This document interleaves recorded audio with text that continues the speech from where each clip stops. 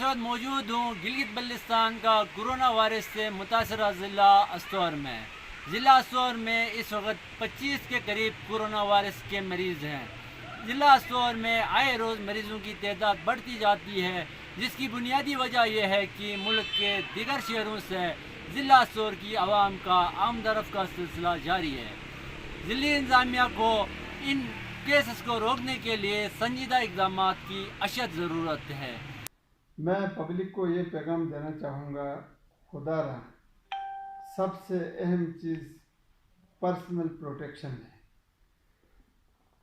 اپنے آپ کو صاف رکھنے کی کوشش کریں، ہاتھ دھونا، کلی کرنا اور منہ دھونا اور نہانا، اس کی سب سے زیادہ کوشش کریں۔ اس کے بعد ماسک اور گلوز کا استعمال کریں، سوشل ڈسٹینسنگ کریں، سوشل ایٹیکیٹ سے کسی کی طرف کھانسنا چھینکنا نہیں، اس کو ٹیشو پیپر میں لے کے اس کو دفن کریں، اور اسپیسنگ انتہائی ضروری ہے، اور آپ اپنے گھروں تک لمیٹڈ رہیں، اور گھروں تک لمیٹڈ رہیں تو باہر سے کورونا تو گھر کے اندر خود نہیں جاتا، آپ لے کر جاتے ہیں۔ تو میری گزارش یہ ہے کہ اس کو مذاق نہ لیں، اس کو سیریس لے لیں، اور گھروں سے باہر نہ نکلیں، گھروں کے اندر ہی آپ رہیں، اور اپنے پروٹیکشن کٹ کو اس کا بہت خیال رکھیں، اس کو پہننے کی کوشش کریں۔